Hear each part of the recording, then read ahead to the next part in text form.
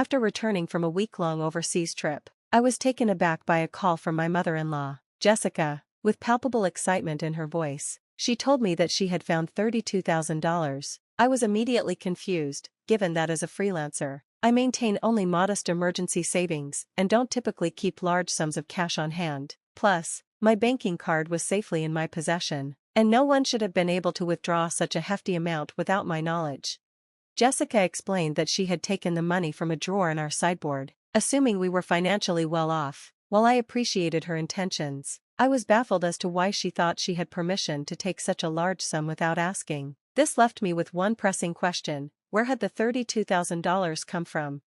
The mystery lingered for a month, until Kevin, presumably her husband, came home. Although the situation was beginning to resolve, there were still unresolved questions. Over that month, Jessica had called me no less than 136 times. At first, I ignored them, not understanding why she was calling so frequently, but when I finally answered, she accused me of something I couldn't quite grasp. She seemed upset, but her reasons were unclear, and the accusatory tone only added to my confusion. As I tried to piece things together, the situation grew more complicated. I soon realized that Jessica wasn't just talking to me, she was also speaking to Lisa, a 33-year-old freelance jewelry designer, who had been sharing her ambitions and struggles. Lisa, who had always dreamed of having children, was finding it hard to balance her career with her desire to start a family. Meanwhile, her husband Kevin, also 33, had shifted gears in his career, leaving a steady job to become her business partner as Lisa's career grew.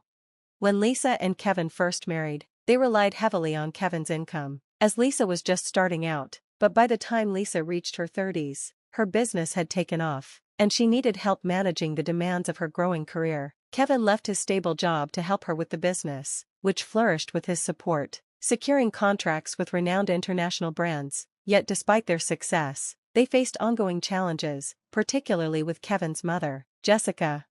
Living alone in the family home, Jessica had a distorted view of their lifestyle, imagining that they lived in luxury, constantly attending extravagant parties and dinners with corporate elites. While these events were part of Lisa's professional responsibilities as a jewelry designer, Jessica believed they were just lavish social indulgences. This misconception bled into her financial expectations as well. She often asked Lisa and Kevin for money to host her own social gatherings, assuming their perceived wealth could easily cover her desires. Despite being financially capable of supporting Jessica, Lisa and Kevin's lifestyle wasn't as glamorous as Jessica imagined. The events they attended were necessary for their business image, and maintaining this image required significant expenses, like dressing elegantly and dining at upscale restaurants. But Jessica frequently expressed envy toward their lifestyle, often with a sarcastic undertone, and she didn't shy away from making requests for financial help. While Lisa consistently declined these requests, Kevin, seeing his mother's constant demands, occasionally gave in, hoping to maintain peace and avoid disruptions to their work. Unfortunately, this only seemed to fuel Jessica's expectations, leading to even more frequent and unreasonable demands.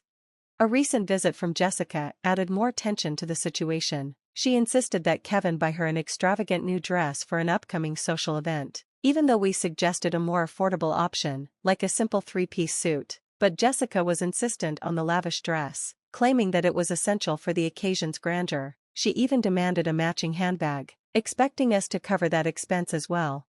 To handle her financial demands more efficiently, Kevin set up a credit card in Jessica's name, instructing her to use it for her expenses. Initially, this seemed like a reasonable solution.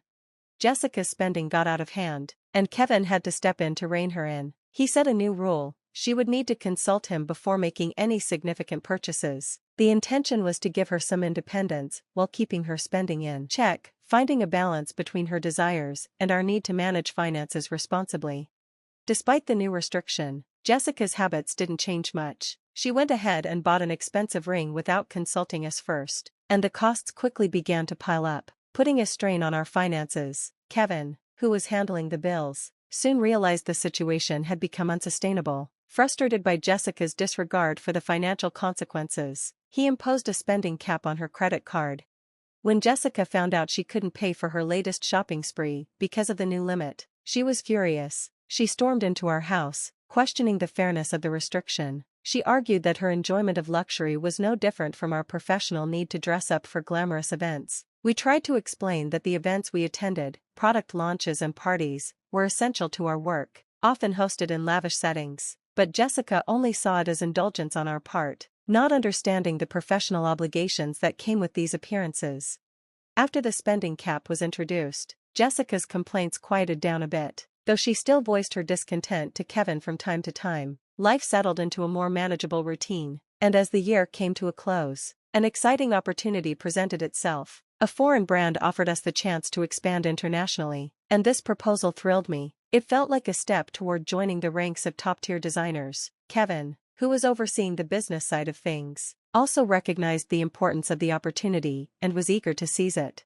However, despite the excitement, Kevin and I had concerns about how Jessica would react, given her history of excessive spending. When we shared the news of the potential overseas expansion, her response was exactly what we expected. Jessica accused us of planning to live luxuriously abroad under the guise of work, fearing that we were preparing to relocate permanently.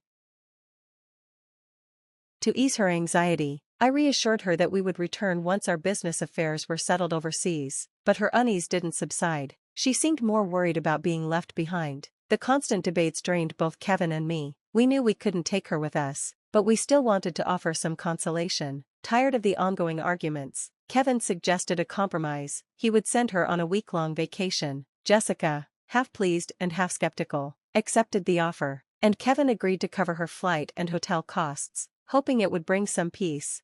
Unfortunately, the tranquility was short-lived. A few days later, while Kevin was focused on the overseas arrangements, Jessica showed up at our house with yet another request. She wanted extra money for shopping during her trip abroad. When I asked about the credit card Kevin had given her, she admitted he had taken it back, fearing she might misuse it due to fluctuating currency rates.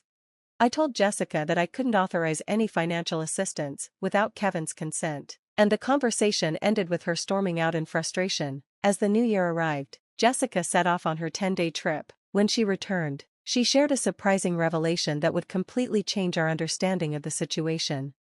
Jessica called me, excited about her trip, but soon admitted that she had overspent on souvenirs. Growing increasingly frustrated, I confronted her about the money she claimed I had set aside for her, a sum I had no memory of earmarking. The conversation quickly took a sharp turn. I knew I had savings in my account set aside for business emergencies, but there was no way Jessica could have accessed it without my approval. That's when she casually told me she had found $332,000 in a drawer in the sideboard of our house. I was stunned. Keeping such a large sum of cash at home was unthinkable for us. I told Jessica that if she had indeed taken money without permission, it was theft, no matter that she was family. I emphasized the seriousness of the situation, especially if Kevin had planned to use that money for a business deal. During her trip, there had been no disruptions to our business transactions, which made her claim even more suspicious. Jessica, seemingly unfazed, admitted to using the money, as if simply telling me would make it all okay. I pointed out that taking money without permission was not only unethical, but also illegal. She defended herself by saying that, since we lived so extravagantly, she didn't see any harm in sharing a bit of that lifestyle, suggesting it was like doing a favor for a parent. Her rationale only deepened my concerns about her understanding of boundaries and responsibility. I found her reasoning completely inappropriate. She had taken money without asking, yet showed no remorse or recognition of the seriousness of her actions. She promised that I would talk to Kevin when he returned, confident that he, as her son, would understand. She even nonchalantly remarked that $32,000 wasn't much to him. Though I agreed to pass her message along, I was deeply unsettled by the entire ordeal and her complete lack of awareness. Ending the call, she casually thanked me and asked me to send her regards to Kevin. When Kevin returned that night, still confused about the $32,000 in cash, I confronted him. He explained that he had withdrawn the money 12 days prior for an urgent payment that required cash. I was surprised he had kept such a large sum in a drawer, given the security risks involved. Kevin seemed troubled as he asked if I knew anything about the cash. That was when I realized the money was indeed his, but we still didn't understand why it was kept in our house or what its intended purpose was. I questioned Kevin further, trying to piece together the mystery. I was perplexed as to why Kevin had left such a large sum of money at home, especially since we usually conducted transactions through bank transfers. Kevin then revealed that, after limiting Jessica's credit card, she had secretly borrowed money from other sources, consumer finance cards and credit cards she had opened without his knowledge. When Kevin discovered this, it added a whole new layer of complexity to our already strained relationship with her. To address her escalating debts, Kevin took decisive action. He collected all of Jessica's credit cards and withdrew cash to pay off her obligations. Despite giving her the money, Kevin was aware of the risk that she might squander it carelessly. This decision shed some light on the situation, though it still didn't explain Jessica's motives. I was inclined to handle the debt repayment directly through bank transfers, thinking this would be more straightforward and traceable. However, Kevin preferred to avoid leaving too many records in our bank accounts to maintain trust with our business partners and keep our bookkeeping clean. So, he chose to withdraw the money and manage the payments personally. Supporting Jessica's overseas trip, though, was more of a parting gesture, acknowledging that once we moved abroad, we wouldn't be as available to her as before. 3. As time passed, Jessica began calling me frequently, up to 136 times a day. Kevin advised me not to engage with her excessive attempts to contact us, but her persistence made me uneasy. One day, I finally picked up, and her voice, tinged with desperation, broke through. She apologized for the constant calls, revealing that she was facing daily demands for payment and that Kevin wasn't responding to her. She turned to me as her last resort for help. I was shocked that Kevin would take such a drastic measure against his own mother, especially if he had set aside money to clear her debts. Had he used it as intended, perhaps Jessica wouldn't be overwhelmed by the calls and letters from collection agencies. Now, she was being bombarded with notices, unable to resolve her mounting financial problems. The situation was starting to look like something out of a drama series.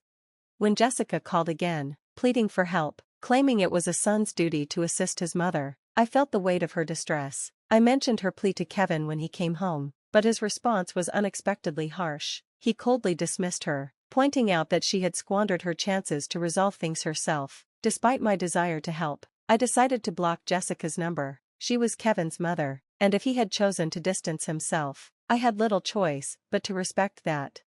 As the day of our overseas move grew closer, I found myself surrounded by boxes in our cluttered home, a profound sense of helplessness settling over me regarding Jessica's situation. It soon became clear that things had escalated far beyond what I had imagined. Jessica had to sell her house to settle her debts, a drastic measure that highlighted the severity of her financial troubles. In addition to the $32,000 Kevin had set aside to help her, she had concealed even more debt. The total amount was so vast that even after selling her property, she couldn't fully pay off her obligations. The revelation that her house had to be sold was a painful reminder of just how deep Jessica's troubles ran. Despite all of this, a significant balance remained outstanding, emphasizing the harsh realities of financial mismanagement and its devastating consequences for personal and family life. Kevin, though saddened, realized there was little we could do to prevent the loss of his childhood home. The emotional toll of losing such a personal place, due to his mother's actions, was undoubtedly heavy. Now, Jessica was living in a modest apartment, struggling to manage her remaining debts with a part-time job. Finding work at her age was challenging, and while I felt some sympathy for her, the reality was that her financial mismanagement had led to this situation. It was a stark reminder that, even later in life, taking responsibility for one's actions is crucial. Meanwhile, our business was thriving overseas, opening doors to opportunities one hadn't anticipated. Back home, we began receiving inquiries from various brands, and I found myself navigating offers from unexpected places. This new development significantly broadened our professional horizons. While this success was gratifying, it came with its challenges. My schedule was so packed that finding time to rest was difficult, and Kevin, equally busy with his own responsibilities, was no less stretched. Amid this bustling new life, the idea of starting a family felt like a distant dream. As I gazed out at the foreign cityscape from my window, I reflected on the stark contrast between our thriving new environment and the struggles we had left behind. It underscored the complexities of life, where professional success often coexists with personal challenges and difficult family decisions.